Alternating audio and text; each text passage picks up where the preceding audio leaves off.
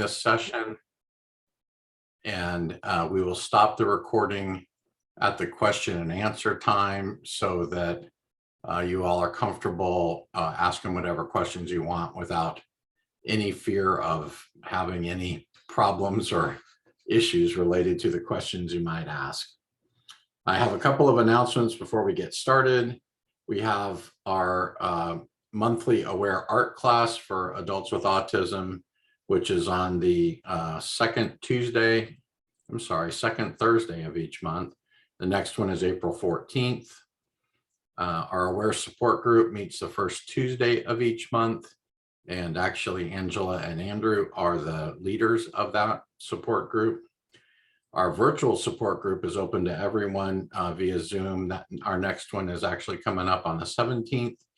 The Zoom link for that and password is on our website or on Facebook. And we have another Saturday seminar scheduled for next month. That one will be in person. It's being hosted by Aspire Behavioral Solutions, and they'll be talking with us about the importance of sibling interactions. That will be at their Gladstone location, North Kansas City. So just in terms of this presentation, your video is optional. You can turn it on or off as you wish. Please keep yourself muted through the presentation time. There will be time for questions and answers at the end, but this way we can hear our presenters. And I've already introduced them to you, so I will mute myself and let Angela get started. Thank you. Thank you. Hello, welcome everybody for coming to this seminar. As you all know, I'm Angela. I have autism along with co-occurring mental illness. I'm an autism and mental health advocate, and I had severe behavior problems as a child. I would bully my brothers and I was mean to my dad. I was much better in school than I was at home. I would break toys. I would ruin artwork. I wanted to hurt my dad, but thankfully I did not. I'm glad I didn't because he means a lot to me today. He just had a strict parenting style that did not do me any good. I tied rubber bands around my cat's feet. I had a change of heart. I told my mom. She averted a bad situation from happening. She was glad I told her because if I had killed the cat, I think I would have dealt with a lot of emotional and behavioral problems even worse. I pushed my brother off a moving carriage that almost killed him. I was very lucky that he didn't die. My mom had a long talk about what could have happened, and thankfully I didn't kill him. But to this day, my brother does not talk to me, and that is a consequence of my actions. I would have social meltdowns, behavioral meltdowns, emotional meltdowns. And if my mom was close to me, she would hug me, she would love me, she would take her time with me. She was just there for me, teaching me consequences to my actions. I had very little social skills. I didn't have many friends, and I would lose friends easily. I was labeled with defiant disorder, mood disorders, and many learning disorders. Nobody could figure out what was going on with me. My mom thought there was something more.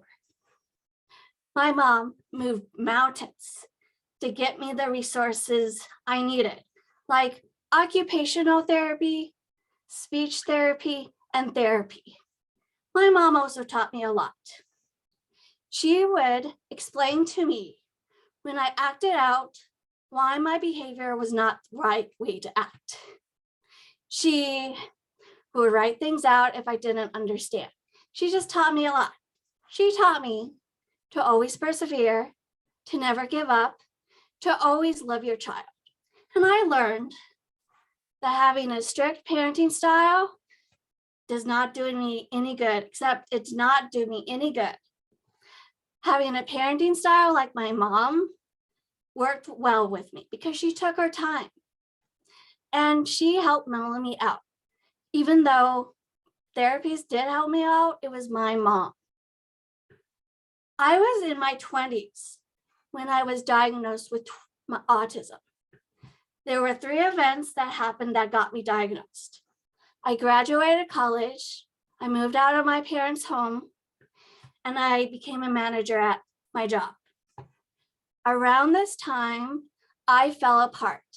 I was emotionally and behavioral wrecked. I was not able to handle the manager job at the job I was working at. So they took the position away from me, which really hurt. I felt like a failure and I was treated like a failure. And so I had to find a therapist to help me get diagnosed. And I found a therapist and he got me diagnosed with autism. Around this time, the job I was working at that took away my position of manager, they started to treat me different. I felt like I could not do anything right. I was bullied, I was laughed at, yelled at, I was treated like an animal, called worthless, stupid, anything. They told me I made people uncomfortable. I would hear about things that was said about me and it would hurt me very badly. So I would go home and cry because I believed everything that was said about me, that I was worthless. I did not want to be me. I wanted to be someone else. I wanted to be normal and not different. And I was in this environment for a very long time. I did not know how to leave. I did not know any better. It was my longest job. And at this time, I lost my mom to dementia, and it was one of the worst challenges of my life. I was broken, I was immature, no social skills, no confidence, and I thought things would just never get better. And I thought that for a while. What changed my viewpoint was that I found a peer recovery center for people with mental illness. This place is called Morningstar Inc., and they help people with disabilities. What I found at Morningstar was love and acceptance, people who treated me like I was a human. I actually found friends. I found confidence. And over time, I gained social skills and maturity and lots of love. I really did. It was one of the best things. And I eventually left that job that treated me so poorly because Morningstar helped me realize I was a human being. And I left that job and people said it was the best decision of my life because I started to grow. Morningstar treated me like a person, and so they gave me a job and they gave me a chance, and I was doing bookkeeping with math. That surprised me because I was horrible at math when I was a child, and my mom worked with me though, but thanks to her, I can do math. I then became an assistant director, and I was actually good at that too because I was in the right environment with the right people. Then the pandemic happened and I gained friends, 2 people which have become parental figures, and I don't know what I'd do without them. They mean a lot to me. They always encourage me, and so I learned more leadership skills, and I became an autism and mental health advocate. And because I became an advocate, I joined 3 organizations to help me do that, which is Autism Society, the Heartland, NAMI, National Alliance on Mental Illness, and Toastmasters International. I have been able to share my story and give speeches about my story through these organizations, which makes me very happy. And today, I have many messages that I want to give. I want to help my peers live meaningful lives, that there is hope. Parents who are struggling with their child, my mom struggled with me. No matter how hard it gets, no matter how circumstances seem, you parents are influencing your children for a positive future. My mom worked with me, and this is where I am today. Parents, don't ever give up on your children, because they could show a spark the next day or something unexpected, but it's something. Just don't ever give up on them. And adults like me, don't ever give up on yourselves, because good things do happen. You can live a positive life. And I talked about wanting to be normal in this speech. Who is normal? Everybody has their own unique characteristics that make them who they are, who they like, what they want to do. If we were all normal, we'd be the same, but we are not. If normal is just a setting on a clothes dryer, remember that. My dad treated me like a diagnosis. My mom treated me like a person. And I hope parents treat their children like people. And my last message is bullies. If your child is bullied, you got to teach your child it's a reflection of the bully and not them, and that bullies are cowards. And I hope they can find positive influences that can make them grow stronger. This is something that can happen with adults too. Thank you. Thank you. Thanks, Angela. That was great, and will be far more in depth than I think what I can provide. So thanks for kicking my butt on that one. My name's Andrew Glover. I'm an almost 33-year-old systems engineer. Diagnosed on the spectrum about a year and a half ago now. So kind of back to childhood and adolescence, kind of per Angela's parents with different teaching styles. I had something very similar. I had a father who was, I think, ultimately undiagnosed with autism himself. And then my mother was a special ed teacher. So I kind of had the perfect world, I think, for my journey, which was not a lot of intervention, not a lot of attempts to change, more really acceptance within the house, and then kind of some advocates that fought for me when things didn't necessarily work out the way they should in school and extracurricular settings. I think I was very lucky that the special interest that I had aligned with, I think, what society's expectations of a student and of a child are. I've been fortunate to be very good at math and science, and because of that, had very good math and science grades as a kid. And because I did good in school, I kind of got looked over in terms of, again, interventions and things like that. There were certainly problems with my if I was no longer interested in a particular subject, or especially when it came to things like English and language arts, which I truly couldn't care less about.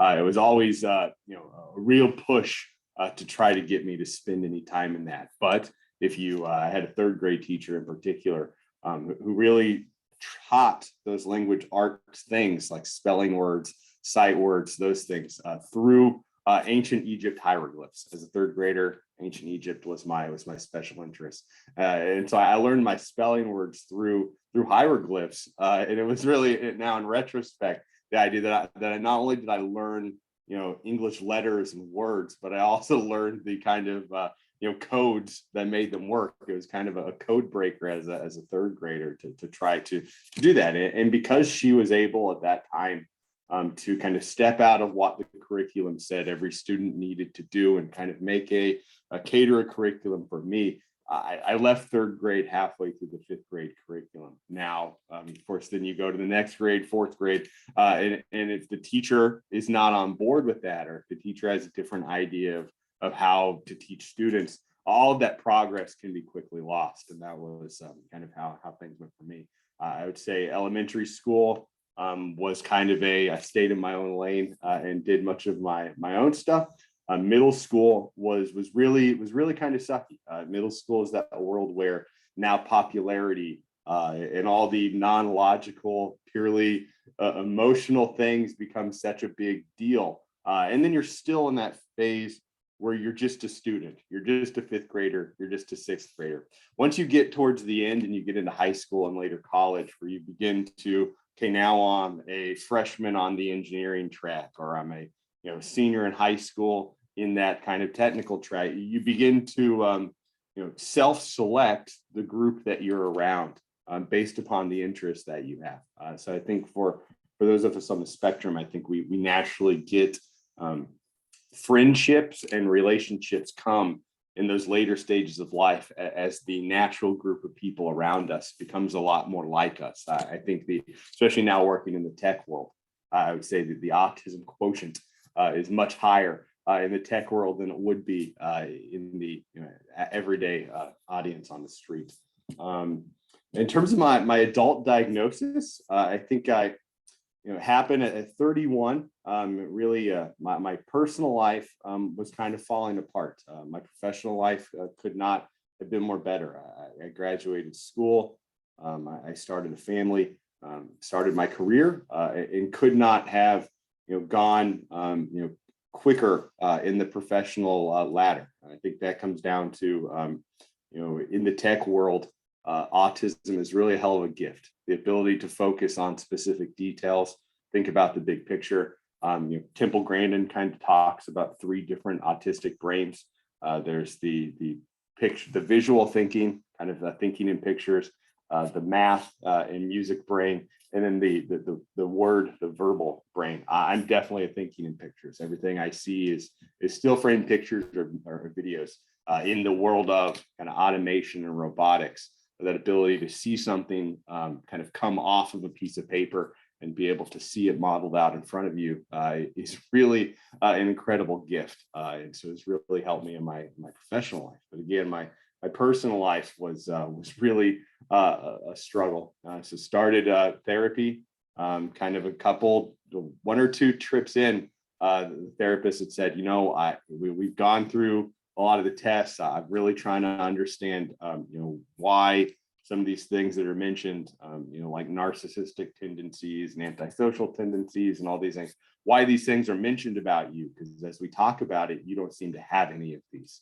And so then kind of said, I think you're autistic. And he began to say, at that point in time, I don't even know where to point you to. I don't work with undiagnosed adults, and I don't even know how an undiagnosed adult would go about the process of getting a diagnosis. Fortunately, thanks to my professional success, I kind of had the means and the time to go down that path.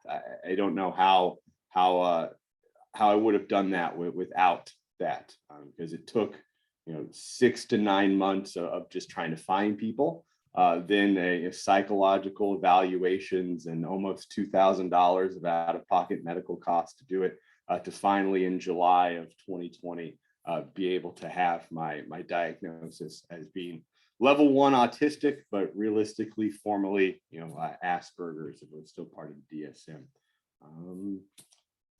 The positive supports along the way. I go back to my parents. My dad was kind of, being on the spectrum himself, I believe, very much into the world of cars and construction. And so I grew up wanting to be just like my dad. And every weekend was, what car were we working on? What part of the house were we tearing apart and fixing up?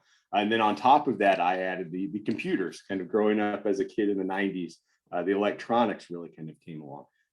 In those lessons and that ability to have that knowledge to pull from has really helped me in my professional career. And I often wonder, today I can be a average communicator because I'm trying to learn the interpersonal communication skills, but really an exceptional engineer. I wonder how things would be different if I would just be an above average engineer or an average engineer, but a better communicator. Because now there have been a lot of things in my life as an adult where my struggle with communication, being in my world where I work with often people that are 20, 30 years older than me, there is a gap in kind of how people associate. There's a lot of background information that may be known amongst the group, but people like to instill it with their stories. I really struggle with that small talk, with that, let's go on and about this story of the past. No, I'm very, very locked in. I want to talk about what the problem is and how we're going to fix it. And cutting people off and being, very, very focused on that, oftentimes can really irk those people, that are older, or just, of a different mind. And so I think my engineering abilities have covered up for a lot of my social inabilities, because I think at the end of the day, it comes down to, while my social, skills may have been a liability, my engineering competence was more valuable to the company than what those liabilities could harm. So I think that really has helped along the way. So I think as a parents, being able to play into their children's special interests, and if your children's special interests are in some area that is lucrative into the world, like electronics and math and science, STEM careers, just dive into that, because that will ultimately allow those kids to run and frolic later in life. And you can quickly find your kids being more successful than you are, I feel. In terms of advocacy into the future, kind of as Steve had alluded to, these days I sit on the board here for ASH.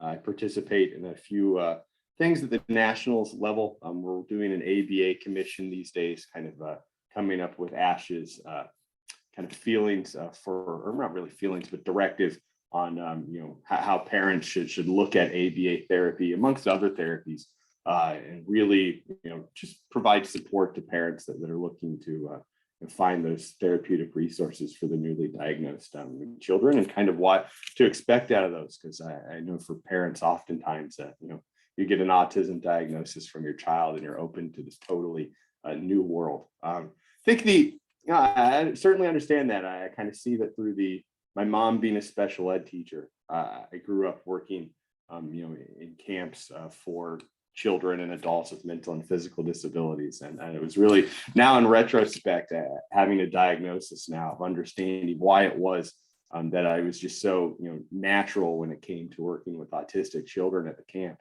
as a camp counselor and cabin leader. At the point in time, it just seemed like I was able to communicate with these kids in a way that nobody else was. But now I see it's because we were on the same brainwave. We were talking the same language. It was really, really instrumental in kind of understanding how that comes together. So always here, by all means, Steve can connect you guys to me, or anybody else that needs any help or works within our organization. So please do not hesitate to reach out to ASH. We're always here to help.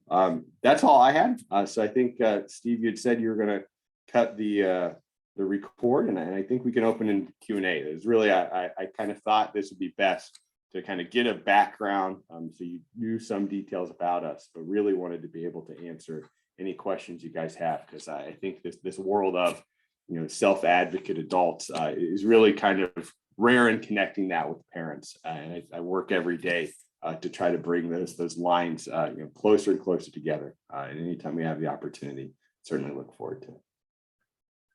Thanks, Andrew. Thanks, Angela. You guys are awesome.